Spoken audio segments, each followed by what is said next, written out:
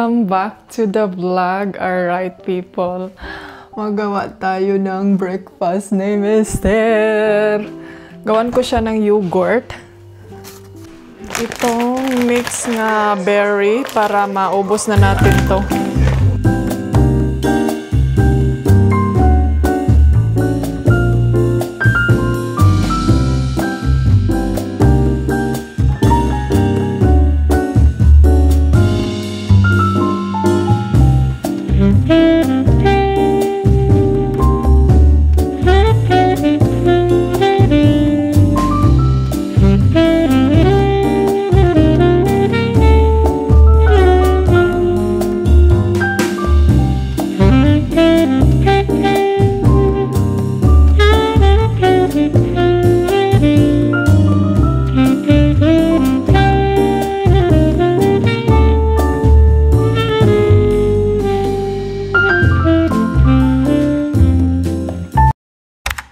Ayan, magluto lang ako ng egg. Gawa ako ng sausage, German sausage.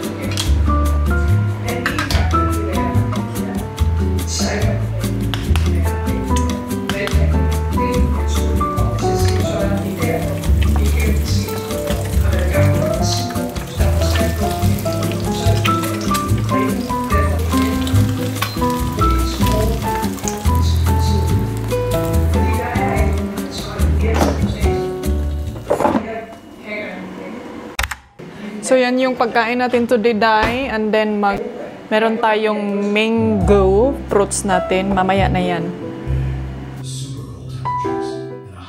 Kain. Yan mga auntie girls. Tapos na kaming kumain. Ay, hindi ako nakalagay ng ano sa aking buhok. Ay, uga na yung buhok ko, Day.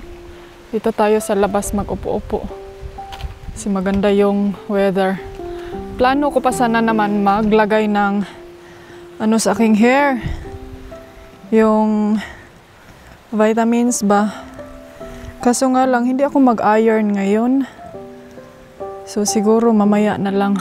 Actually, meron ka tayong good news today. Meron na kaming nakitang ticket.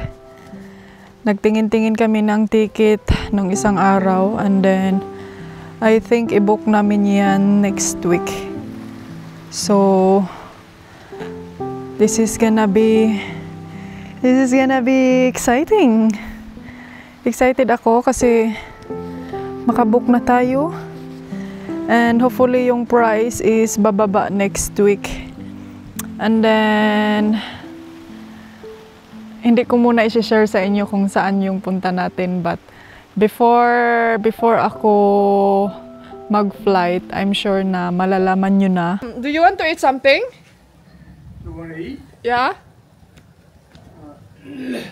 Dinner?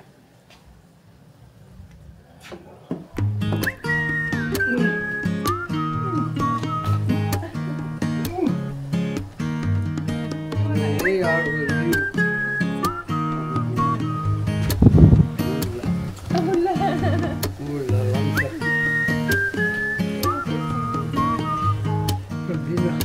No, want to eat something else.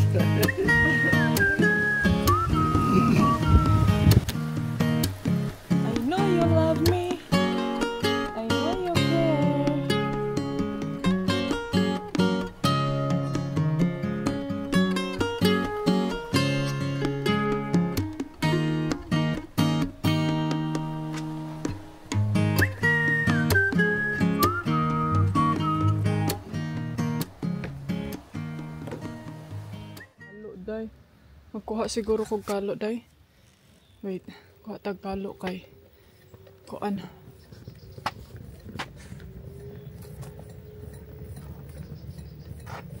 Kuha kog kalo kay murag tugno. Hala, ay murag magkaulanon, Day. Patay ko ni. Murag kaulanon ba? Kuha sa kog kalo kay punta tayo sa hospital. Yung mura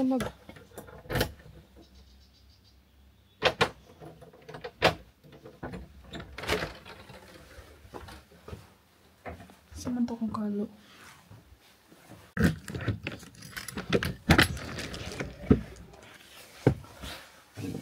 I'm sure meron dito.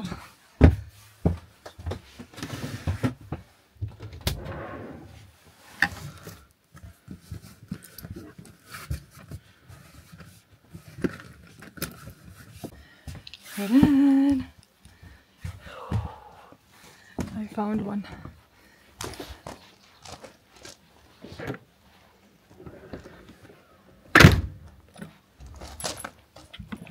Bye, my love. Bye. Punta din siya sa kanyang dentist.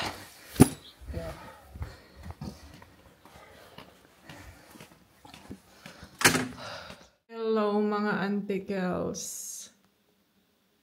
Na-stress ang Disney princess sa Spain. Mga Zay, wa jud ko ka-vlog. Kabalo mo nga, no? Alam niyo ba kung bakit? Na-disgrasya ako ang antikel. Sana all gikatawa ang disgrasya. Na-aksidente na jud.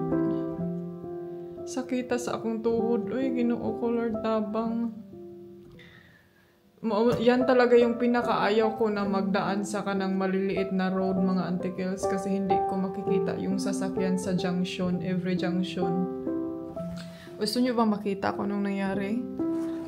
Tignan nyo yung jacket ko. Buti na lang talaga is naka-jacket ako ng makapal, tapos naka-helmet.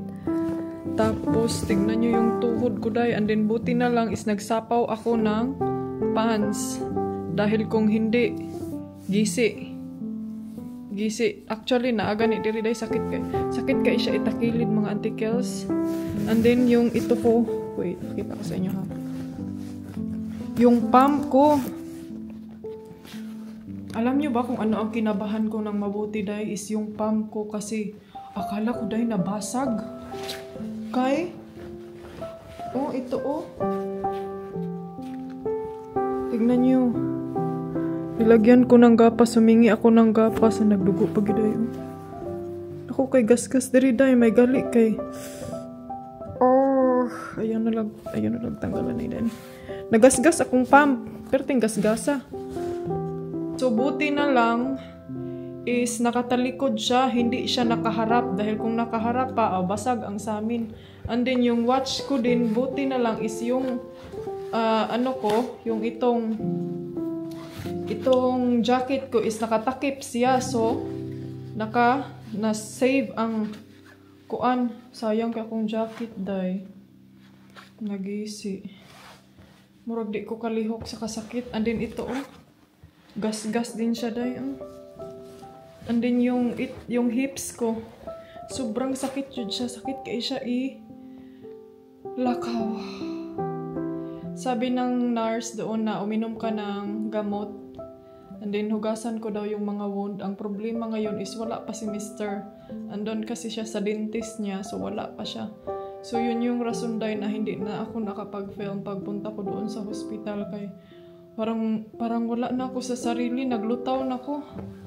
And then kinunan ako kasakit. Kinunan ako ng dugo. Sustingful kaayo ko dahil nga naka-jacket ko baga. Pero wala na. Sayang ang akong jacket na pinakamahal. Ito pa naman yung favorite jacket ko. Ayan, kinunan ako ng blood test today. Ganahan man sila kuha o blood test na ko. Gustong-gusto talaga nila ang Filipina blood test. So, pumunta din ako kanina sa pharmacy kasi nag-inquire ako kung may appointment na ba ako this month. So, kailangan ko daw silang tawagan. Ay, na-nervyos ko daw ako kasabot sa akong gibati. Hala, kasakit ilihog sa akong tuhod. Ito din, medyo masakit siya dito dahil kay murag nabunog. Alam niyo ba yung feelings mga antikels na pakiramdam ko patay na ko ani, patay kay ang lalaki dugay kay siya nakanaog. As in, grabe na akong look. Murag ning kuan jud ko ba, buti na lang is naka-gloves ko, yung glove ko, yung glove ko dai, human. Sobrang gasgas, nabutas. Butas ang gloves nanti dai. Buti na lang naka-gloves ako dahil kung hindi, itong mga kamay ko na ito siya na kasi yung isang gloves ko is sobrang nipis. So ito yung na gas-gas. Buti na lang hindi na yung ring ko na bagnod. Ay, kalanggot eh. Si Kuya Manggod, ang nangyari kasi mga Auntie Kels is yung car, nasa junction siya, sobrang dikit niya sa kanto ba, nasa kanto siya, tapos nandyan lang siya sa kanto nakapark. So, akala ko is liliko siya. So, di syempre, ang drive ko dahil nakadrive ako ng 30 plus to 40, perting kusuga, di na out of balance ako mga Auntie Kels. Nagganon-ganon ako sus, paguman. Hindi ko na nakontrol yung manubela. Lupad ang iyong Auntie Kels. Pero di dyan akong kuyawa. As in ka naging feelings na feel na ko patay na adyo mabali sa akong lawasan.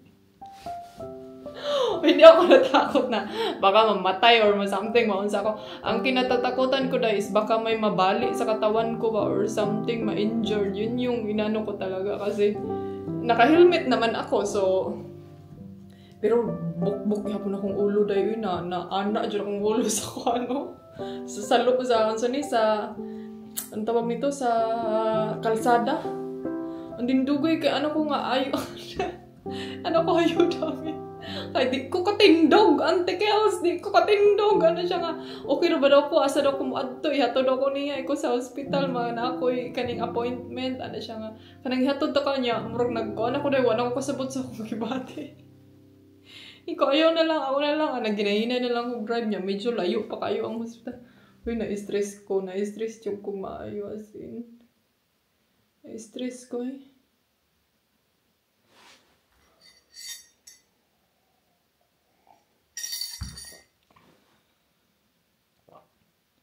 Sakit kaayo jud akong tuhod, wala ko kabalo ug unsa kadako ang gasgas ani akong tuhod.